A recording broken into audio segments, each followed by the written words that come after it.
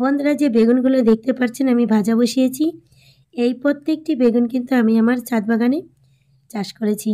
তো চলুন আজকে ছাদ বাগানে কী কী বেগুন হয়েছে, বর্তমান কী কী বেগুন রয়েছে, কেমন হয়েছে, আর কত ধরনের বেগুন আমি চাষ করেছি, কিভাবে চাষ করেছি, তো সব কিছুই থাকবে আজকের ভিডিওতে। তো আপনারা অবশ্যই ভিডিওটি দেখতে পারবেন। দেখুন, তাহলে বুঝতে পারবেন যে আমি ছাদ বাগানে কত ধরনের বেগুন খুব অনায়াসেই চাষ করেছি ছোট ছোট পাত্রে। তো প্রথমে দেখুন একটি বড় বেগুন আমি তুলে নিলাম, আর বেগুনটা কত সুন্দর। আর এদিকে কিন্তু আরও কয়েকটি গাছ রয়েছে, তো কোনো গাছে গুটি, কোনো গাছে বা খাওয়ার উপযুক্ত হয়ে গেছে। তো এই বেগুনগুলো কিন্তু এখনও অনেক ছোট, আস্তে আস্তে বড় হবে, তখন এগুলো খাওয়া যাবে। আর এদিকে দেখুন, এদিকে কিন্তু আরও অনেক বেগুন গাছ রয়েছে, দেখতেই পারছেন। আর আমার এই বেগুনগুলো কিন্তু কতটা সতেজ আর কতটা সুন্দর, একটি পোকামাকড় কোনো কিচ্ছু কিন্তু নেই দেখুন। আর এদিকে কিন্তু এই বেগুনেরই আরও একটি বেগুন রয়েছে গাছে, মানে এই বেগুনটি একটু আগে হয়েছিল, তাই বেগুনটির একটু বয়স হয়ে গেছে, তাই বেগুনটি একটু কালারটা বদলে গেছে, দেখেই বুঝতে পারছেন।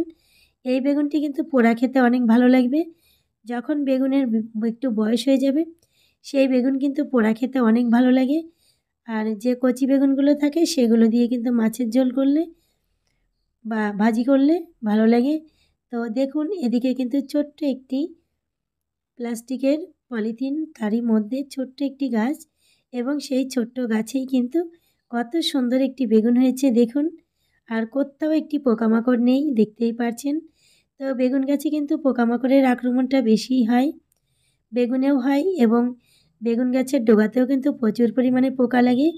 তো অবশ্যই সেগুলোর হাত থেকে আমাদের বেগুন গাছগুলোকে বাঁচিয়ে রাখতে হবে, না হলে কিন্তু কোনো ফলমূল কোনোটাই হবে না।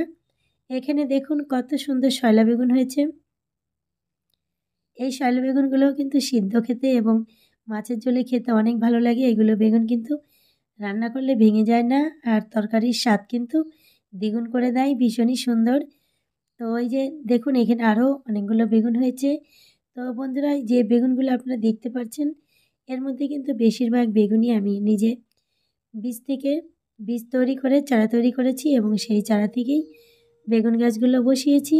তো দেখুন সেই বেগুনের ফলন এবং গাছের পাতাগুলো কতটা সুন্দর, আর কতটা ঝোপালো, আর কতটা স্বাস্থ্যবান হয়েছে। এদিকেও দেখুন ছোট্ট পলিথিনের মধ্যে রয়েছে বেগুন গাছ, আর গাছ কিন্তু খুবই ছোট, তবে ফলনের কিন্তু কোনো কমতি নেই। দেখুন, দুটো তিনটে করে করে এক একটি গাছে কিন্তু ফল হয়েছে, দেখতেই পারছেন। তো বন্ধুরা, আমরা এই বেগুন গাছে কি করে পোকামাকড়ের হাত থেকে বাঁচাবো সেটাই আমি বলে দিচ্ছি। আপনারা মাঝে মাঝেই মোটামুটি 15 দিন এর মাথায় অন্তত একবার করে নিম তেল গাছে স্প্রে করবেন। পোকামাকড় থাক আর না থাক, তাহলে বেগুন গাছ এবং বেগুন সব কিন্তু সতেজ আর সুন্দর থাকবে। এদিকে দেখতে পাচ্ছেন কিছু গাছ রয়েছে মাটির চারিতে, কিছু গাছ রয়েছে মাটির হাঁড়িতে, আরও এখানে রয়েছে কিছু বেগুন গাছ, এগুলো কিন্তু রয়েছে পলিথিনে, তারপরে রয়েছে কিছু বড়ো ব্যাগে। তো গাছগুলো কতটা সুন্দর হয়েছে, আর কতটা ফুল, আর কত পরিমাণে বেগুন হয়েছে আপনারা দেখতেই পারছেন।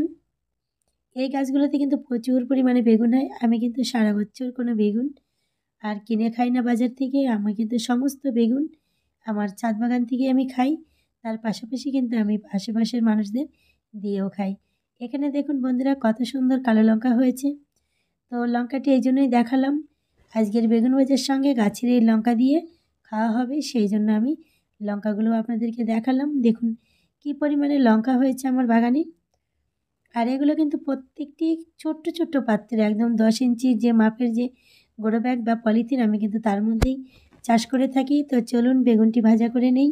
আর আমার এই ছাদ বাগানের বেগুনগুলো বা আমার এই গাছগুলো আপনাদের কেমন লাগলো, ভিডিওটি কেমন লাগলো, অবশ্যই কমেন্ট করে জানাতে ভুলবেন না। সবাই ভালো থাকবেন, সুস্থ থাকবেন। আমি আবার কোনো এই ধরনের কোনো ভিডিও নিয়ে খুব শীঘ্রই আপনাদের মাঝে চলে আসব। ততক্ষণের জন্য সবাই ভালো থাকবেন। ধন্যবাদ।